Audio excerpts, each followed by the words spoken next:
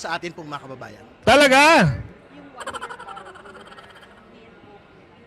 O yun, pangalawang panlilin lang na naman po sa mga kababayan po natin yun. Kasi una sa lahat, yung pong one-year bar rule, umiira lang po yun. Pagka po meron na pong referral mula sa plenaryo papunta po sa House Committee on Justice. Taka lang. Parilo kayong rules, boss. Amo, manager.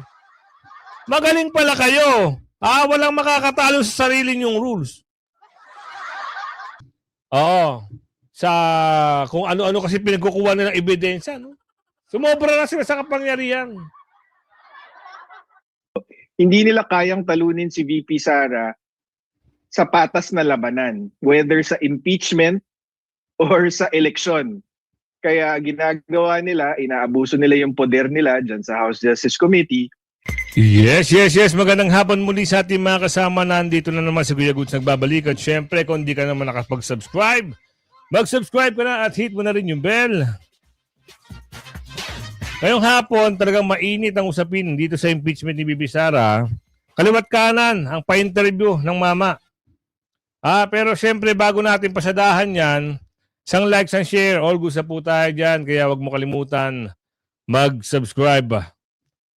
At ito na nga, dito na tayo magsisimula. Sino ba nanilin lang sa taong bayan? Saan ba at kailan ba umiira lang one-year bar rule? At yung nga pala, nakalimutan ko. Yung magpapa-shoutout, marami na ho tayo na shoutout sa dulo ng ating video. At syempre, lagay nyo kung saan po kayo nakabase na at para masabi natin. Oo, at doon sa mga hindi pa na-shoutout sa dulo, mag-comment lang po kayo kung napapanood niya. Masa-shoutout po kayo sa dulo ng ating video. Pero andyan din po yung join button, ha. Baka kung gusto niyo sumali sa ating komunidad, maaari niyong pindutin yan. Ting! Okay na po tayo dyan. Kailan ba umiira lang one-year bar rule? Kasi itong mama na ito, todo kasinungalingan, at sinasabi niya, mapaglin lang daw itong kampo ni Bibi Sara. Mama, alam mo ba ang sinasabi mo? Abogado ka ba? At hindi mo ano bang tawag doon? Hindi mo maipaliwanag na maayos. Bago ka magsimula dyan, magsama ka ng maraming abogado para nalalaman mo kung ano ibig sabihin ng mga pinagsasabi mo. Nakakaawa na kayo eh. Ang hirap ipagtanggol ng amo nyo. Gusto nyo malaman kung anong tatalakayin natin ngayon, papasadahan natin kung paano inabuso ang proseso laban kay Bibi Sara. At Senator Chis Escudero at Balulong kakasuhan. Kinasuhan na ba to? Kailan ba to? Nakasuhan na ba? Senator Escudero at Balulong kakasuhan ng plunder. Ang tagal naman. 2 araw nakalipas, wala pa rin ata yung kasong inahain. Eto may banat itong si Boy Papay, si Boy yung sinibak ni Tatay Digong. Binira niya na naman si Bibi Sara at yung kampo ni Bibi Sara. Eto pa ang huling pasada natin, House to continue Bibi Sara Duterte impeachment hearing despite Supreme Court action. Alamin nga natin yan ngayong hapon at bibigyan natin ng sarap mong sarap. Toing! Pasok! The VP Duterte petition before the Supreme Court questioning the constitutionality of the impeachment proceedings here at the House. Una sa lahat po, ito po ay panlilin lang at pagsisinungaling na naman po sa harap po ng Korte Suprema at sa publiko. Kasi una sa lahat, hindi totoo na wala hong valid referral kasi nakita ho ng publiko, nakita ho ng bayan na ang plenaryo po mismo ng Kongreso nag-refer sa House Justice Committee nung pong 4 na impeachment complaints, no? Ibig sabihin, hindi po yan House Speaker, hindi po yan Committee on Rules. So doon pa lamang po yung pinakabago at sinasabi nilang pinakamalakas na batayan, nakabatay sa kasinungalingan, nakabatay po sa panlilin lang sa Korte Suprema at sa atin pong mga kababayan. Talaga? Yun, pangalawang panlilin lang na naman po sa mga kababayan po natin yun. Kasi una sa lahat, yung pong one-year bar rule, umiira lang po yun pagka po meron na pong referral mula sa plenaryo papunta po sa House Committee on Justice. Taka lang. Kita mo, linilin lang mo naman yung taong bayan. Ano ka ba? Kaya sabi ko, bago ka magpa-interview dyan, ha, magsama ka ng abogado. Ano ba pagkakaintindi mo sa 1-year bar rule? O ito ang sabi ng batas. Sabi ng nakararami. Sabi ng mga magaling at hindi nagpapanggap lang. Ang 1-year bar rule ay sa impeachment ay umiiral ayon sa 1987 Philippine Constitution. Kailan ito umiiral? Makinig ka! Ito ay nagsisimula mag-apply kapag may naunang impeachment complaint na nahain, naihain at na-acted upon laban sa isang opisyal. Tandaan yan. Alam mo ba sinasabi mo? Hindi maaring magsampa ng panibagong impeachment complaint laban sa parehong opisyal. Tandaan mo, ipasok mo sa utak mo, ha? Lumalaki yung mukha mo pero nangungunti ang laman yan. Parehong opisyal sa loob ng 1 taon. Alam mo ba? May dalawang interpretasyon sa impeachment. Mas mahigpit na view common mula sa petsa ng paghahain o filing ng unang impeachment complaint. Ibang view, may mga ibang views mula sa oras ng complaint ay nirefer na aksyonan ng House of Representatives na isinumite sa komite. Yun ba yung sinasabi mo? Mula sa petsa ng paghahain ng unang impeachment complaint, doon nagsisimula ang 1-year bar rule. Kailan ba kayo nag-complain nung nakaraang taon? February din. Kung sino man yung nag-complain sa inyo na binasura ng korte, February, 6. Ngayon, naggaling-galingan yung mga aktivista dyan. Yung mga Makabayang Black ba yun? Umeksena, February 2. Tapos ang kwento. Yung pangalawang view, ginagamit sa ilang kaso mula sa oras ng complaint ay nirefer o naaksyonan ng House of Representatives na isumite sa committee. Yun ata yung pinagsasabi mo. Pero hindi mo naiintindihan itong kung kailan na complain o na tawag doon na i-file. Doon na papasok yung 1-year bar rule. Entendes? Naintindihan mo na. Kaya wag mo nang lilinlangin. Sasabihin mo pa, naku naman. Yung sinasabi nila, dapat daw po, nung pong linaglag, yung pong Castro complaint at nung nag-withdraw daw po yung D-complaint, pumatak na daw yung 1-year bar rule. Basahin nila ulit yung pong jurisprudence nung pong Duterte ng Gutierrez. Ang 1-year bar, umiira lang po pagka meron na pong referral to the House Committee on Justice. And more importantly, nandun po sa Unggoy, wag mo linlangin ang taong bayan. Hindi yan ang nakasaad. Kahit tanong mo sa Supreme Court, kaya nga hindi kayo kinakampihan eh. Ano pinagsasabi mo na justice prudence basta daw may nahayaan na ulitin natin na yung sinasabi nito. Kailangan daw na i-repair o na-actionan ng House of Representative. Nabubulol na ako sa inyo. Nabubulol na ako sa iyo eh. Nagagalit na ako eh. Hindi natin maliwanagan kung ano yung mga pinagsasabi nito. Sa balon nyo kinukuha yung mga sinasabi nyo. nung pong Duterte ng Gutierrez. Ang 1-year bar, umiira lang po pagka meron na pong referral to the House Committee on Justice. And more importantly, kita mo. Ang 1-year bar rule ay umiiral lang daw sa pag may referral na. O na-refer na sa, kung ito ay na-refer o na-actionan ng House of Representative. Doon lang daw yung paniniwala niya na doon ang iiral ang 1-year bar rule.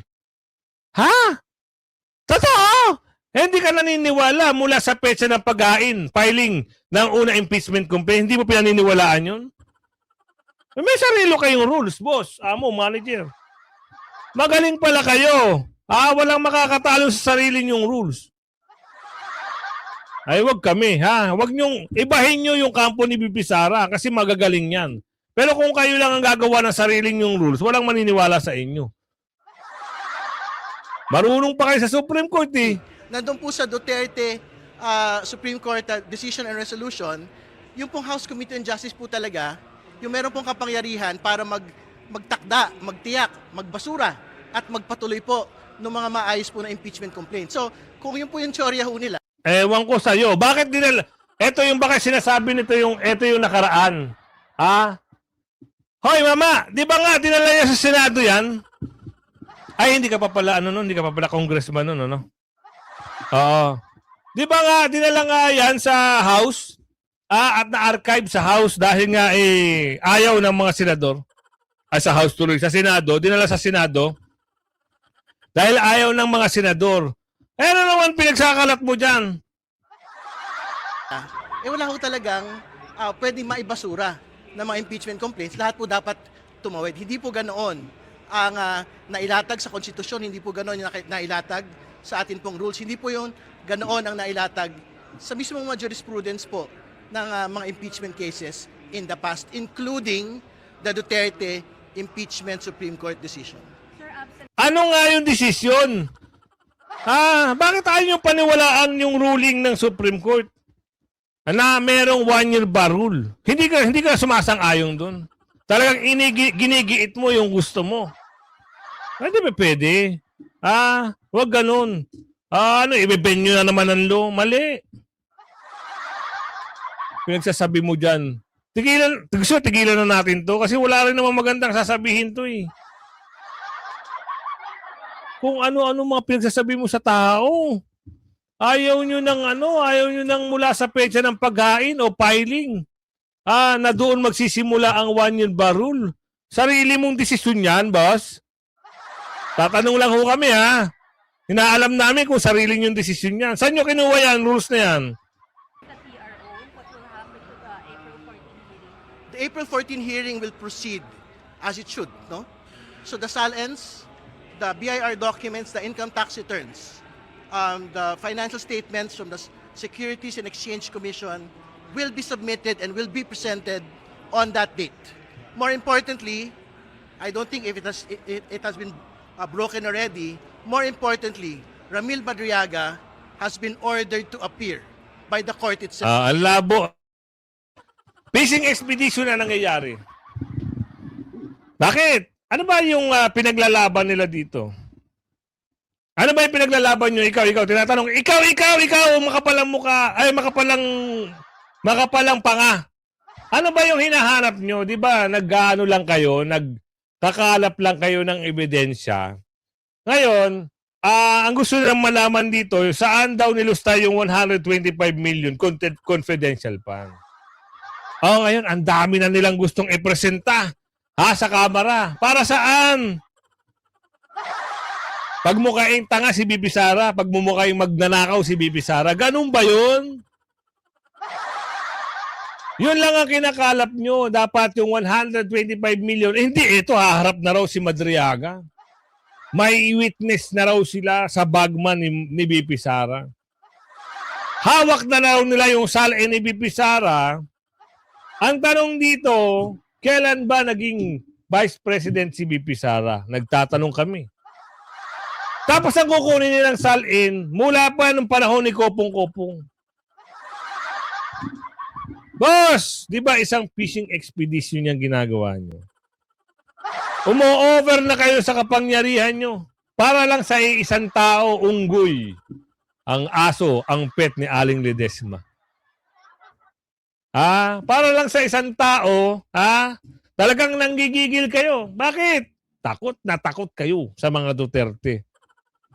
Tandaan mo, boss, kung sakali si Bibi Sara ay ma-impeach at matanggal o ma-disqualify, hindi lang siya ang Duterte. Tandaan nyo. Gigil na yung taong bayan sa inyo. Ayaw nyo pa magtigil. Tama na kami sa iyo. Puro ka sinungalingan na may mga pinagsasabi mo dyan. Inaabuso ang proseso. Tama. Inaabuso nila ang proseso.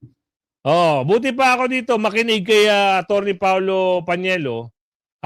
Papaliwanag dito kung ano-ano yung mga bagay na dapat hindi sana isasama dito sa kung ano-ano kasi pinagkukuha nila ng ebidensya, no? Sumobra na sila sa kapangyarihan.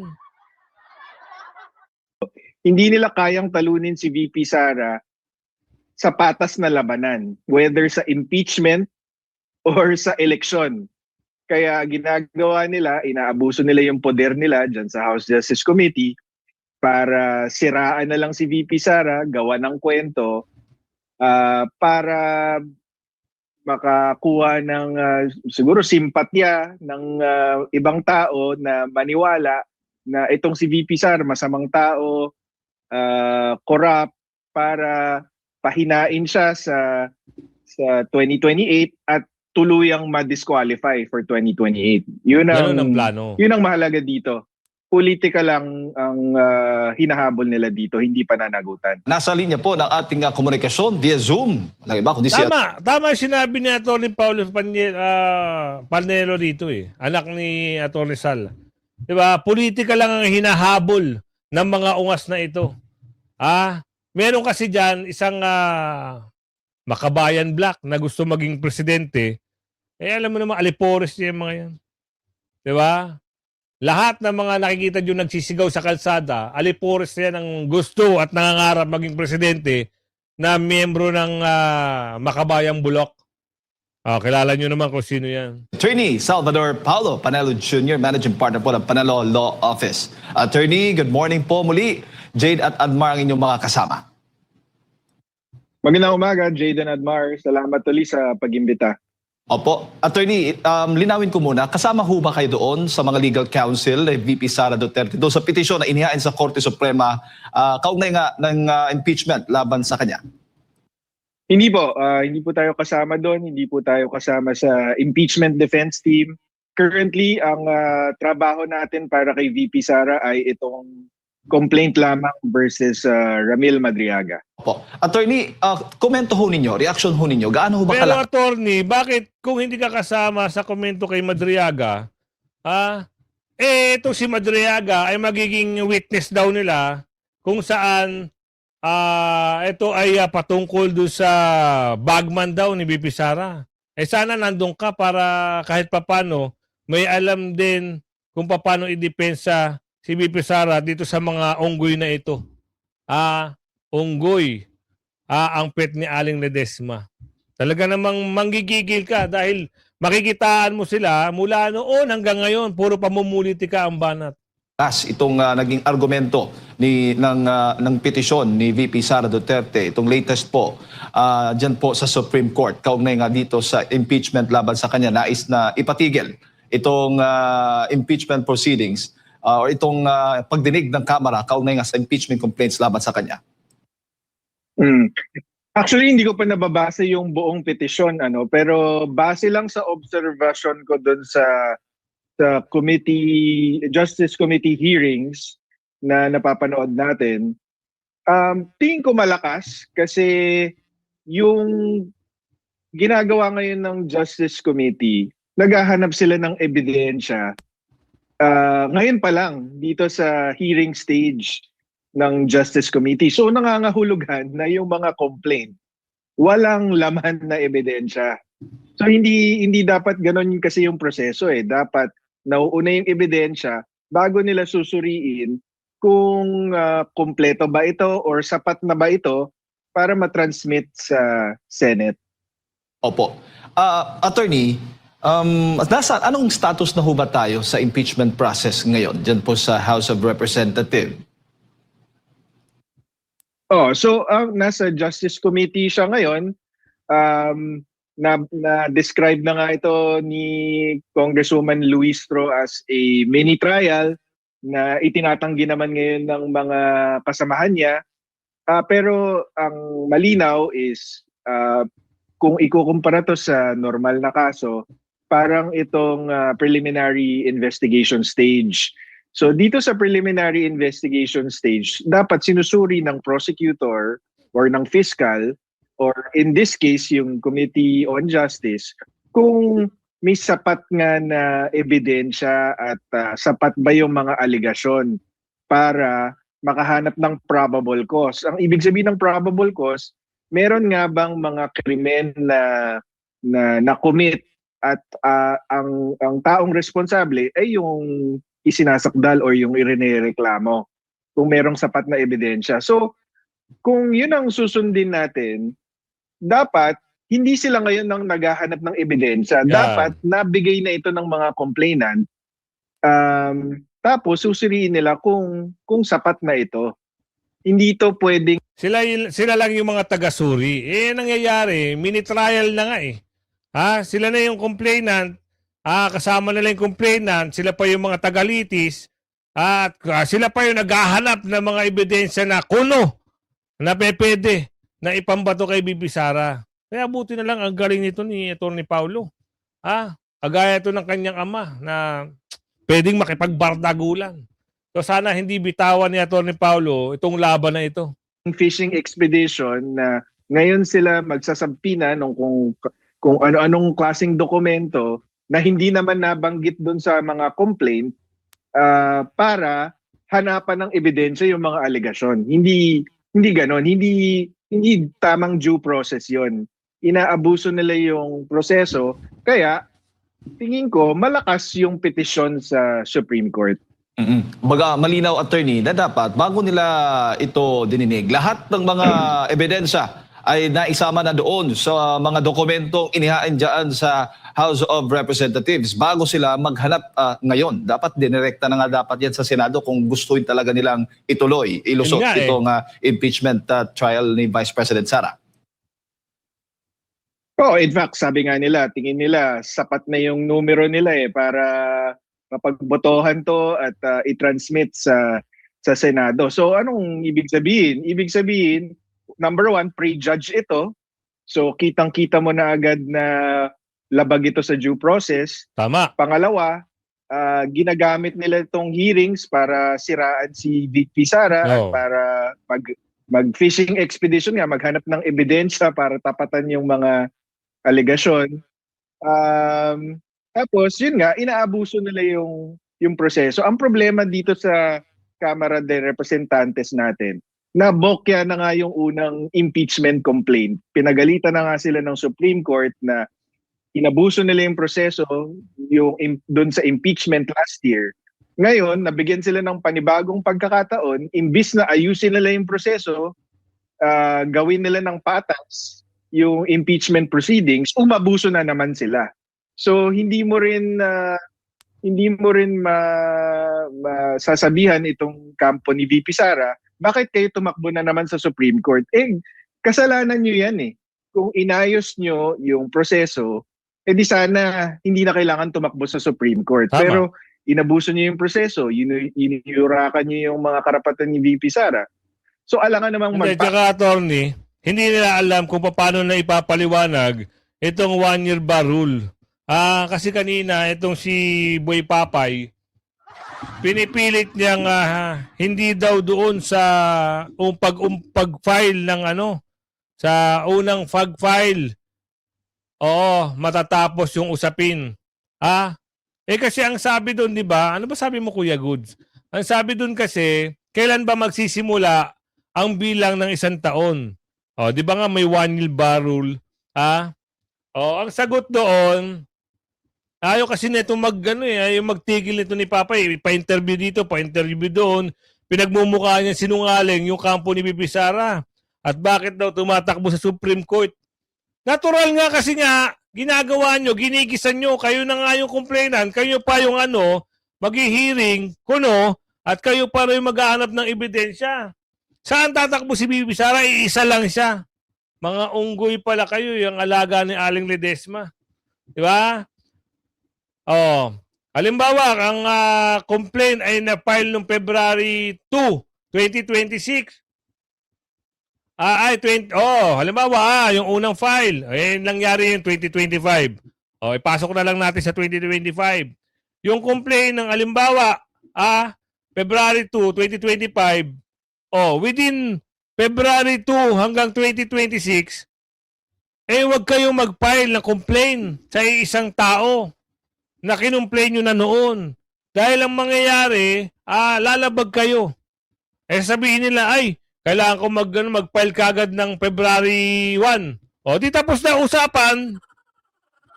Kaya nga kayo hindi pinapanigan ng korte dahil nga pabida-bida kayo eh.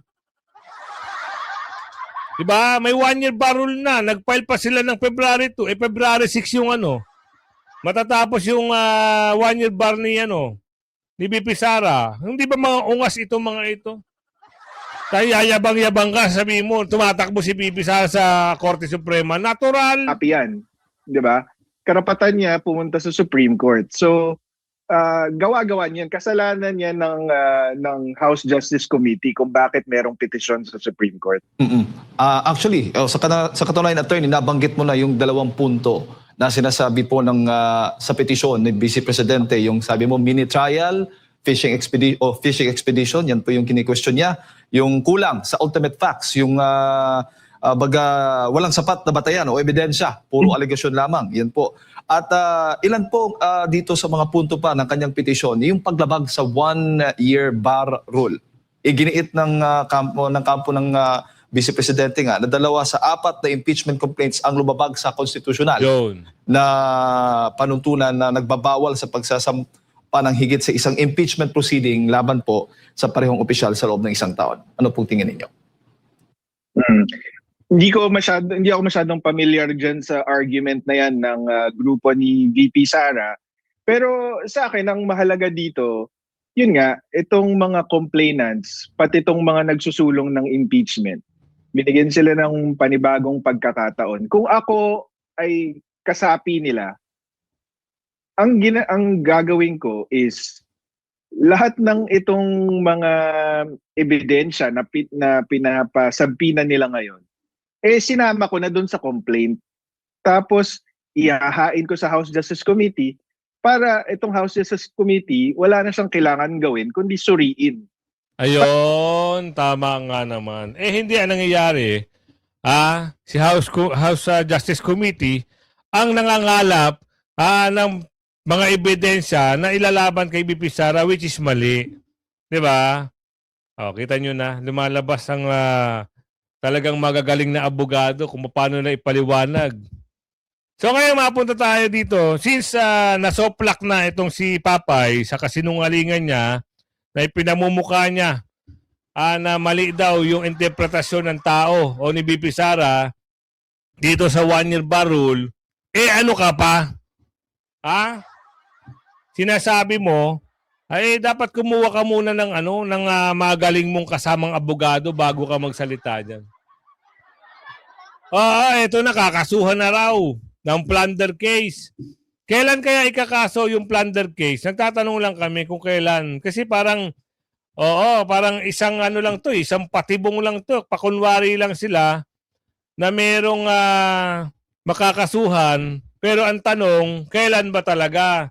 At saka baka mamaya gawing gisado lang ito si Manong Chis dito Nagigets nyo? Sinama sa kasong plunder, pero sa ICI, wala namang rekomendasyon na pakasuhan ito si Balulong. 'Di ba? Wala silang rekomendasyon Tinago nga yung 'di ba nga nagkaroon nga ng executive session nang pumunta ito si Balulong doon sa ICI investigation. So, ano ba to? Isang malaking pelikula ba ang kailangan nating abangan? Kung sino yung mga dapat kasuhan? Kakasuhan ng plunder ng Ombudsman sina dating Senate President Chis Escudero at House Speaker Martin Romualdez. Live mula sa TV5 Media Center, nangungunan sa balita si News 5 Justice Correspondent Camille Samonte. Camille, anong basehan ng isasampang kaso sa 2 dating leader ng Kongreso? Jiggy, ayon kay Ombudsman Boyeng Remulla, lumalabas sa kanilang investigasyon na nagsabuatan umano sina dating Senate President Chis Escudero at dating House Speaker Martin Romualdez sa Pandarangbong. Kaugnay pa rin yan ng flood control scam. Sa Mayo, nakatakdang isampa ng Ombudsman ang kaso sa Sandigan Bayan. Bukod sa pagkakadawit ni na Escudero at Romualdez sa flood control scam, posible rin daw na nilabag nila ang batas sa pagbuo ng 2024 at 2025 national budgets. Sinabi noon ni dating DPWH Undersecretary Roberto Bernardo sa Senate Blue Ribbon Committee na nagbigay siya ng 160 million pesos kay Maynard New na umano'y bagman ni Escudero. Si New ay isa rin sa mga campaign contributor ni Escudero. Dati na rin sinabi ng Ombudsman na may nadiskubre silang money trail o paggalaw ng pera papunta kay Escudero matapos aprobahan ang 2025 national budget. Kasama rin si Romualdez sa mga nabanggit sa pagdinig ng Senado na tumanggap umano ng milyong-pisong kickback mula sa flood control projects. Kung totoo man ito, kailan? Kailan kaya masasampahan ng kaso? Kasi parang pahaba ang kwento eh. Diba? Yung kwentuhan ng makakasuhan. Yung salin ng mga congressman. Naisumiti na ba? Andyan na ba? Talagang ang target lang dito. Iisang tao lang. Isang pamumulitika para hindi makatakbo sa pagkapangulo sa 2028. Galingan nyo pa ng gusto. Sabi ni Aling Ledesma, kayo rin ang mahihirapan yan pagdating ng araw. Shoutout segment tayo. Ito na yung mga nakakalimutan, ma-shoutout at natatabunan. Pasensya naman. Mula kay Marites Makumaw. Shoutout po, watching from London, UK. Shoutout po Si Zizel Bell. Kuya Goods. Shoutout po. Shoutout po, Ma'am Isabel. Mula kay Ma'am Rosita Sarmiento. Shoutout po mula sa Macau. Okay. Kuya Good, pa-shoutout kay G ng Brussels, Belgium. Ayan na, Ma'am G. Shoutout po. Mula kay Margie Gallo. Okay, kay Sir Pedro Jr. Prias. Shoutout from Capiz. Ayan.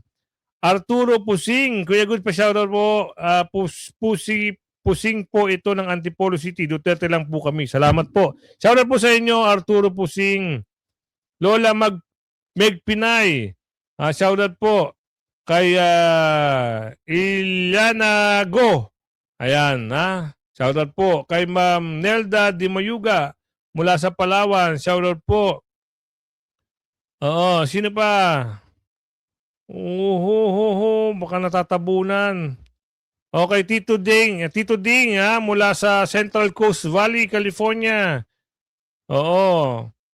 Shoutout na natin yung mga makikita natin. Ang daming comment dito. Kasi magnanakaw sila. Flood control, inubos nila. Wala daw kwenta ito si Papay. Siya ngayon ang bida, no? Pansin nyo? Yung mga nagpapa-shoutout. Kuya Goods, kaya sinibak ni Tatay Digong kurakot kasi yan si Mr. Bean. Yan, kurakot ka tuloy. Kala na naman ito si, fake news ka naman. Ikaw si Papay. Ito, friendship ko. Ang sakit daw ay sa bituka. Tegay na. Nako. Mula yan, sabi ni Ma'am, I love it. Sino pa yung magpapa-shoutout? Tibuso niya. Wala na. Wala na ata. Dito sa isa. Kaya kung umabot ka sa video natin ito, huwag mo kalimutan mag-like, share, subscribe. At yan ang ating paglalambing. At huwag mo kalimutan hit yung bell para lagi ang updated sa ating mga video. Meron po tayong video araw-araw. 2 video po mula. Merong umaga at hapon. Hanggang sa muli. Bye-bye!